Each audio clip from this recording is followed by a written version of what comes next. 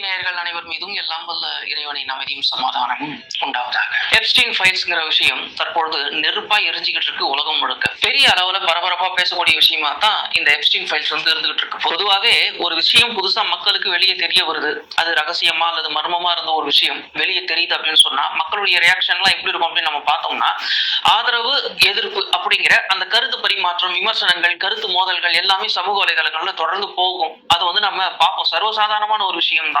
ஆனா எல்லா தரப்பு மக்களும் கடுமையான முறையில கருத்துக்களை தெரிவிச்சு அதிர்ச்சி கொடுக்கக்கூடிய ஒரு விஷயமா இந்த எப்ஸ்டீன் ஃபைல்ஸ் இருக்கிறத நம்ம வந்து பாக்குறோம். எப்ஸ்டீன் ஃபைல்ஸ்னா என்ன, ஏன் இந்த அளவுக்கு மக்கள் கொந்தளிக்கிறார்கள், இந்த எப்ஸ்டீன் ஃபைல்ஸ் நமக்கு சொல்லக்கூடிய செய்தி என்ன அப்படிங்கிறது தான் இந்த அந்த கைது செய்யப்பட்டதுக்கு அப்புறம் விசாரணையில தெரியக்கூடிய பல தகவல்கள் கோப்புகளாக சேகரிக்கப்பட்டது. அந்த ஃபைல்ஸ் தற்பொழுது வெளியாகிறது. இதுக்கு பேர் தான் எப்ஸ்டீன் ஃபைல்ஸ் அப்படின்னு வச்சிருக்கிறாங்க. சரி, இவர் யாரு என்ன அப்படிங்கிற அந்த ஒரு விஷயத்த பார்க்கலாம்.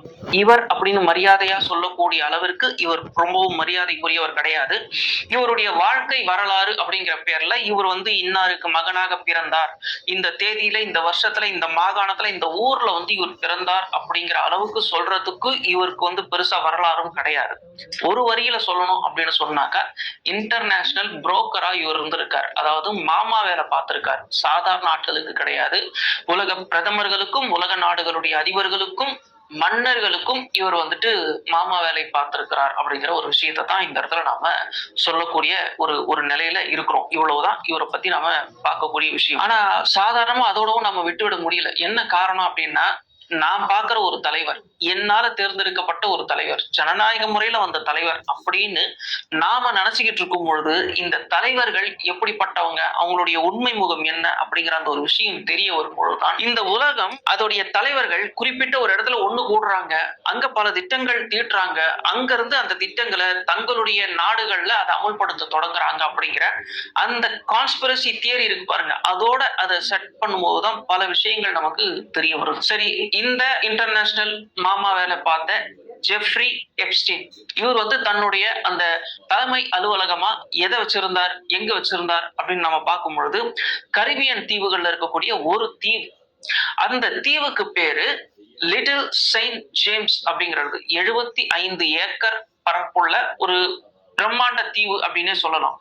1998ல $7,50,000 அவர் வந்து வாங்குறாரு. $7,50,000 அப்படிங்கிறது இந்த காலத்திலேயே மதிப்பு அதிகம். அதுவும் 1998ல அவர் வாங்கியிருக்கிறாரு அதே அமௌண்ட்டுக்கு அப்படின்னு சொன்னாக்க, என்ன ரேஞ்சில மனுஷன் அப்பவே பணத்தை குவிச்சிருக்காரு அப்படின்னு நம்ம யோசிச்சு பார்க்க தோணுது.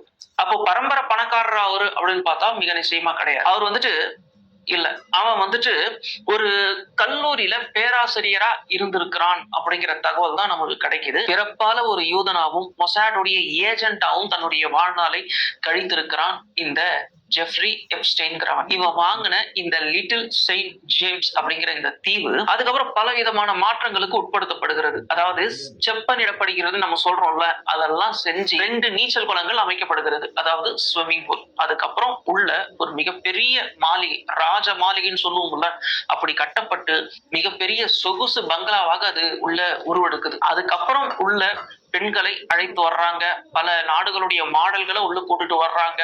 இப்படி கூட்டிட்டு வரும்பொழுதுதான் பல நாடுகளுடைய தலைவர்களும் உள்ள வர்றாங்க. அந்த தலைவர்களுக்கு ஆண் பெண்கிற பேதமும் கிடையாதுங்கிறத தான் இந்த இடத்துல நம்ம பாக்குறோம். ஒரு நாட்டுடைய பிரதமர் அங்க வர்றாரு, ஆனா அந்த பிரதமர் ஆணா மட்டுமே இருக்கணும் அப்படிங்கிற அவசியம் இல்ல, பெண்ணாவும் இருந்திருக்கிறாங்க அப்படிங்கிற விஷயம் தான். இதுல இப்ப நம்ம பார்க்கக்கூடிய ஒரு விஷயம் என்ன அப்படின்னா, இந்த நாட்டுடைய பிரதமர்கள், அதிபர்கள், மன்னர்கள்லாம் இங்க வர்றாங்க.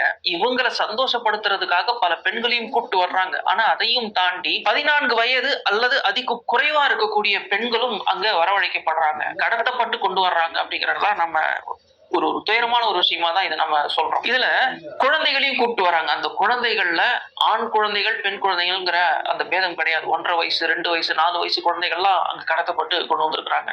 சரி, அந்த குழந்தைகளை வச்சு அவங்க என்ன பண்றாங்க அப்படின்னா, அந்த குழந்தைகளையும் பாலியல் சீண்டலுக்காக இந்த தலைவர்கள் பயன்படுத்தி இருக்கிறார்கள்ங்கிற செய்திகள் வெளிவருது. அது போக அந்த குழந்தைகள் வந்து ரொம்பவும் தாங்க மாட்டாங்களே அப்படின்னு சொல்லும் பொழுது அந்த குழந்தைகள் பலி கொடுக்கப்பட்டிருக்கிறார்கள். அதுக்கப்புறம் அந்த குழந்தைகள் நரமாமிசங்களாக மாற்றப்பட்டு உணவாகவும் சாப்பிட்டு இருக்கிறார்கள் அப்படிங்கிற மாதிரியான செய்திகள்லாம் வெளியே வரும்பொழுதுதான் நாம் பார்த்த தலைவர், என்னால தேர்ந்தெடுக்கப்பட்ட தலைவர், அவரா இப்படி அப்படிங்கிற அந்த ஒரு விஷயம் நமக்கு வந்து ஒரு கேள்வியா இந்த இடத்துல வருது. இதுல முதல் வழக்கு எப்படி வருது அப்படின்னா 2005 தான் ஒரு பாம் ஏரியால ஒரு பெண்ணை வந்து இந்த எப்ஸ்டீன் வந்து வலிய போய் ஒரு பாலியல் தொல்லை எல்லாம் கொடுக்கும் பொழுது அங்க வந்து போலீஸ்ல அவங்க அப்பா அம்மா கம்ப்ளைண்ட் பண்றாங்க. இந்த எப்ஸ்டீன்ங்கிற ஒரு மனுஷன் வந்து என் பொண்ணை இந்த மாதிரி தப்பா அப்ரோச் பண்ணிட்டான் அப்படின்னு. கடைசியில கூப்பிட்டு விசாரிக்கும் பொழுதுதான் அது பல பல பல பல தகவல்களை வெளியே கொண்டு வர்றது. ஒரு பொண்ணு அப்படின்னு நினைச்சு பார்க்கும் பொழுது அடுத்தடுத்துன்னு கிளம்புது. இதுக்கிடையில அந்த கம்ப்ளைண்ட் கொடுத்த அந்த பொண்ணுடைய வழக்குல என்ன நடக்குது அப்படின்னு நம்ம பார்க்கும் பொழுது, ஆமா நான் தான் பண்ணேன் அப்படின்னு குற்றத்தை அவரு ஒத்துக்கிறாரு. அமெரிக்காவை பொறுத்த வரைக்கும் இது மாதிரியான விஷயங்கள்ல சட்டம் எப்படி இருக்குன்னா, குற்றத்தை ஒத்துக்கிட்டாங்க அப்படின்னா குறைந்தபட்ச தண்டனை வந்து கிடைக்கும். அந்த அடிப்படையில 18 மாசம் இந்த ஜெஃப்ரிக்கு தண்டனை கிடைக்குது. சரி 18 மாசம் ரொம்ப கம்மி தானே, சரி இந்த 18 மாசமும் அவன் 24 மணி நேரமும் உள்ளதானே இருந்திருப்பான் அப்படின்னு நம்ம நினைச்சா கிடையாது. அவனுக்கு சலுகைகள் கொடுக்கப்பட்டுச்சு. காலையில சொகுசு கார்ல அவனே போயிட்டு அவனோட ஆபீஸ்ல போய் வேலைகள் எல்லாம் பாத்துக்கலாம். சாயந்தரம் வந்து ஜெயில தூங்குறதுக்கு மட்டும் அதை யூஸ் பண்ணிக்கலாம் அப்படிங்கிற மாதிரி கிட்டத்தட்ட ஒரு லாட்ஜ் மாதிரி ஒரு ஹாஸ்டல் மாதிரி அந்த ஜெயில வந்து அவனை யூஸ் பண்ணிக்கலாம் அப்படின்னு வந்து கவர்மெண்டே சொல்லிருச்சு. அப்ப 18 மாசம் கழிச்சு விடுதலையான அந்த ஜெஃப்ரி எப்ஸ்டைனை சுத்தி பலவிதமான சர்ச்சைகள் வந்துகிட்டே இருந்தது. அதுக்கப்புறம் அடுத்தடுத்துன்னு சில புகார்களும் மேல குவிய தொடங்கின அந்த நேரம் தான் இந்த எப்ஸ்டீனுக்கு ரொம்ப நெருக்கடியான ஒரு காலகட்டமா மாறுச்சு. ஒரு பெண் பத்திரிகையாளர் ஜெஃப்ரி எப்ஸ்டீனுக்கே தெரியாம அவர் பின்னாடியே சுத்தி அவர் சம்பந்தப்பட்ட பல ஆதாரங்களை திரட்டி பாதிப்புக்கு உள்ளான பெண்களை எல்லாம் ஒண்ணு கூட்டி புகார்கள் கொடுக்கும் பொழுதுதான் ஒரு பெரிய லிஸ்டே அந்த இடத்துல வருது அப்படிங்கிற ஒரு அதிர்ச்சி தகவல் அப்பதான் வருது. அப்ப மறுபடியும் 2019 இவரு கைது செய்யப்பட்டே ஆகணும் அப்படிங்கிற ஒரு சூழ்நிலை வந்து உருவாகும். 2019 ஜூன் மாசம் 6ஆம் தேதி கைது செய்யப்படுறார். கைது செய்யப்பட்டதுக்கு அப்புறம் உலகத்துடைய மிகப்பெரிய தலைகள்லாம் மாட்ட போகுது அப்படின்னு எல்லாரும் நினைச்சுக்கிட்டு இருக்கும் பொழுது அடுத்த மாசம் அதாவது ஆகஸ்ட் மாசம் 10ஆம் தேதி அவர் வந்து தூக்குல தொங்கிடுறாரு அவருடைய செல்லுலயே. இதை பார்க்கும் பொழுது ஒரு அவமானகரமான ஒரு விஷயம் நடந்துருச்சு, தன்னுடைய மானம் போயிடுச்சு, அதனால அவர் வந்து தூக்குல தொங்கிட்டார் அப்படின்னு நம்ம நினைச்சோம்னா இல்ல. அந்த இடத்துல நடந்த விஷயங்கள் தான் நம்ம பார்க்கும் பொழுது உண்மையிலேயே அவர் தூக்குல தான் தொங்கினாரா அல்லது தொங்க வைக்கப்பட்டாரா அப்படிங்கிற ஒரு கேள்வியும் நமக்குள்ள வருது. ஏன்னா ரொம்பவும் பாதுகாக்கப்பட்ட உயரடுக்கு சிறை எப்பவும் 24 மணி நேரமும் கண்காணிக்கப்படக்கூடிய அந்த சிசிடிவி கேமரா அன்னைக்குன்னு பார்த்து எல்லாமே ஒர்க் ஆகல. எப்பவுமே இரவு நேரங்கள்லயும் பகல் நேரங்கள்லயும் அந்த ரவுண்ட்ஸ்ல வந்துகிட்டே இருப்பாங்க பாருங்க காவலர்கள், அன்னைக்குன்னு பார்த்து வரல. அந்த சமயம் பார்த்து அவரு தூக்குல தொங்கிட்டார். இதுதான் நமக்கு சொல்லப்பட்ட செய்தி. அதிகாரப்பூர்வமாக அவர் தற்கொலை செய்து கொண்டார் அப்படின்னு வெளியில சொல்லப்பட்டுச்சு. ஆனா அதுக்கப்புறம் அந்த சர்ச்சை வந்து ரொம்ப பெருசா இருக்கும் பொழுது ட்ரம்ப் அதிபராகிறதுக்கு முன்னாடியே ஒரு வாக்குறுதியை கொடுத்தார். நான் அதிபர் ஆனேன் அப்படின்னு சொன்னாக்கா இந்த எப்ஸ்டீன் ஃபைல்ஸ்ல இருக்கக்கூடிய எல்லா தகவல்களையும் நான் வெளியே கொண்டு வருவேன் அப்படின்னு. அப்படி அதிபர் ஆனதுக்கு அப்புறம் அவர் வெளியே கொண்டு வந்த செய்திகள் கொஞ்சம் கொஞ்சமா இப்ப அவருக்கு எதிராகவே மாறி இருக்கு. அதை அவர் எதிர்பார்க்கல. ஏன்னா அவர் வந்து நம்மளுடைய கண்ட்ரோல்ல இருந்து சில விஷயங்கள் மட்டுமே வெளியே லீக் பண்ணி விடலாம் அப்படின்னு பார்த்திருக்காரு. ஆனால் இங்க நடந்தது என்ன அப்படின்னா ஒட்டுமொத்தமா எல்லா ஃபைலுமே வெளியிடணும் அப்படின்னு நீதிமன்றம் உத்தரவு கொடுத்துருச்சு. இத ட்ரம்ப் எதிர்பார்க்கல அப்படின்னு தான் சொல்லணும். கிட்டத்தட்ட 10 லட்சத்துக்கும் அதிகமான பக்கங்கள் அதுல இருக்குது அப்படின்னு சொல்லப்படுது. 30 லட்சத்துக்கும் அதிகமான ஆதாரங்கள் அதுல இருக்குது அப்படின்னு சொல்லப்படுது.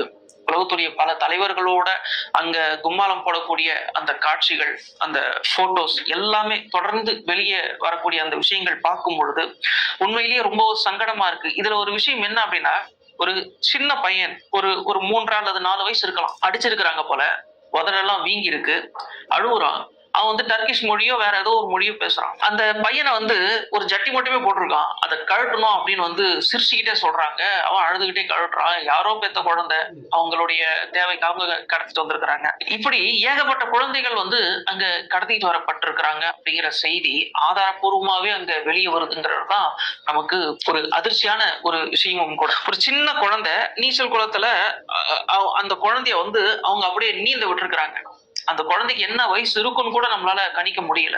அப்ப இது மாதிரியான குழந்தைகள் எல்லாம் கூட்டிட்டு போயிட்டு அங்க துன்புறுத்தி அவங்களுடைய உடல் தேவைக்காகவும் வயிற்று தேவைக்காகவும் பயன்படுத்தி இருக்கிறாங்க அப்படிங்கிற அந்த ஒரு விஷயத்தை பார்க்கும் பொழுது ரொம்பவும் ஆதங்கப்படாம இருக்கவே முடியல அப்படிங்கிற அந்த ஒரு விஷயம் கண்டிப்பா இங்க பதிவு பண்ணி ஆகணும். 2வது என்ன அப்படின்னா மக்கால இருக்கக்கூடிய அந்த காபத்துல்லா முஸ்லிம்களுக்கு அதுதான் புனிதமானது. அதுக்கு அடுத்துதான் மத்தது எல்லாமே. அதை நோக்கிதான் முஸ்லிம்கள் தொழுவாங்க. அந்த காபா அப்படிங்கிற அந்த மசூதிக்கு மேல அந்த கருப்பு துணி போதப்பட்டிருக்கும், எல்லாருக்குமே தெரியும். அதுல இருந்து ஒரு துண்டு அங்க போயிருக்கு.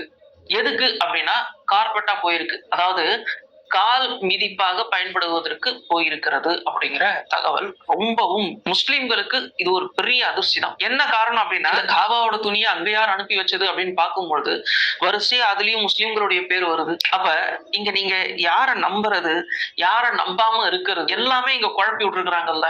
இப்ப ஒரு தலைவர் அவர் போராடி அந்த இடத்துக்கு வர்றார் அப்படின்னு நம்ம நினைக்கும் பொழுது அந்த போராட்டம் காரணமாவே அவர் நமக்கு அபிமானம் கொண்டவரா மாறிடுறார், நாம தான் அவரை ஓட்டு போட்டும் தேர்ந்தெடுக்கிறோம் அப்படின்னு நாம நம்பிக்கிட்டு இருக்கும் பொழுது அதுக்கு எதிர் திசையில போற மாதிரி இருக்கு இது மாதிரியான விஷயங்கள் எல்லாம். இதுதான் நம்மள ரொம்பவும் பயமுறுத்தக்கூடிய ஒரு விஷயம். இதுல நம்ம இன்னொரு விஷயமும் கவனிக்க வேண்டியிருக்கு. அது என்ன அப்படின்னா, அங்க போன தலைவர்கள் எல்லாருமே தங்களுடைய அந்த உடல் இச்சையை தீர்த்துக்கிறதுக்கு தான் போயிருக்கிறாங்க. அது சின்ன குழந்தைகளா இருக்கட்டும் அல்லது பெரிய பெண்களா இருக்கட்டும், அதுக்குதான் அவங்க போயிருக்கிறாங்க. இதுல ஸ்டீபன் ஹாக்கிங் ஏன் அங்க போனாருங்கிறத நமக்கு தெரியல. இதை நினைச்சு நம்ம சிரிக்கிறதா அல்லது வேற இதை எப்படி புரிஞ்சுக்கிறதுன்னு நமக்கு தெரியல. இருந்தாலும் இப்படிப்பட்ட ஒரு விஷயம் இன்னைக்கு இந்த உலகத்துக்கு தெரிய வந்திருக்குது அப்படின்னு சொன்னா காரணம் இல்லாமல் இருக்காதுங்கிறதையும் நம்ம இந்த இடத்துல பார்க்கணும். அதாவது ட்ரம்ப் அவர்களுடைய செயல்பாடு ஆரம்பத்துல எப்படி இருந்தது?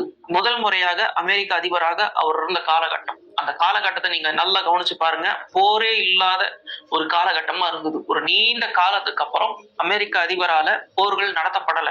காசிம் சுலைமான் கொல்லப்பட்டார், ஈராக்குடைய அந்த மிக முக்கியமான ராணுவ தளபதியில ஒருவரா. அதை தவிர்த்து பெரிய அளவுல ஒரு பரபரப்பு ஏற்படுத்தக்கூடிய அளவுக்கு ட்ரம்புடைய செயல்பாடு கிடையாது. ஆனால் இம்முறை ட்ரம்புடைய செயல்பாடு அப்படியே மாறி இருக்கு அந்த எப்ஸ்டீன் ஃபைல்ஸ் வெளியானதுக்கு பிறகு. அப்ப நம்ம இதை எப்படி புரிஞ்சுக்கிறது? இந்த 3ஆம் உலக யுத்தத்தை உடனே தொடங்கணும் அப்படிங்கிற காரணத்துக்காக இந்த ஃபைல் எல்லாம் இப்போ வெளியாக்கப்படுகிறதா? உலக தலைவர்களுக்கு பெரிய அளவுல ஒரு த்ரெட் கொடுக்குறாங்களா அப்படிங்கிற ஒரு கேள்வி எல்லாம் இந்த இடத்துல நமக்கு இயற்கையா வர்றது சகஜமான ஒரு விஷயம் தான். ஏன் அப்படின்னா, அது வரைக்கும் நிதானமா விளையாடிக்கிட்டு இருந்த ட்ரம்ப் இன்னைக்கு அவருடைய செயல்பாடுகள்ல கொஞ்சம் வேகம் தெரியுது, ஒரு பெரிய பரபரப்பு தெரியுது. இன்னும் சொல்ல போனா இந்த எப்ஸ்டீன் ஃபைல் முதல் முறையா வெளியானதுக்கு அப்புறம் தான் வெனிசுலாவுடைய அந்த அதிபர் அங்கிருந்து கடத்தப்பட்டார். இன்னும் அதிக அளவுல இந்த ஃபைல்ஸ்ல இருக்கக்கூடிய பல விஷயங்கள் வெளியே தெரிய வர இந்த ஈரான் பெரிய அளவுல இப்போ பிரச்சனைக்கு உள்ளாகிறதையும் நம்ம பார்த்துக்கிட்டு இருக்கோம். இன்னும் சில பேர் எச்சரிக்கவே செய்யறாங்க, இந்த ஃபைல்ஸ் இன்னும் அதிகமா வெளியாச்சு அப்படின்னா 3வது உலக போர் வருவதற்கான வாய்ப்பும் உண்டு. ஏன்னா உலகத்துல இருக்கிற தலைவர்கள் எல்லாருமே தங்களுடைய மானத்தை காப்பாத்திக்கணும் அப்படின்னு சொன்னாக்க மக்களை டைவர்ட் பண்றதுக்காக ஒரு போரை துவங்குவார்கள் அப்படின்னும் சொல்லக்கூடிய அந்த விஷயத்தையும் நம்ம பாக்குறோம். அதனால எப்ஸ்டீன் ஃபைல்ஸை பொறுத்த வரைக்கும் தலைவர்களுடைய முகங்களை காட்டுவதற்காக மட்டும் இது வெளியிடப்படவில்லை. பின்னணியில இதை விட பயங்கரமான ஒரு விஷயம் இருக்கலாம் அப்படிங்கிற அந்த எச்சரிக்கை உணர்வோடு தான் இதை நம்ம அணுக வேண்டி இருக்கிறது. பார்ப்போம் இன்னும் என்ன மாதிரியான விஷயங்கள்லாம் இதுல வரப்போகுது அப்படின்னு நம்ம அடுத்த பதிவுல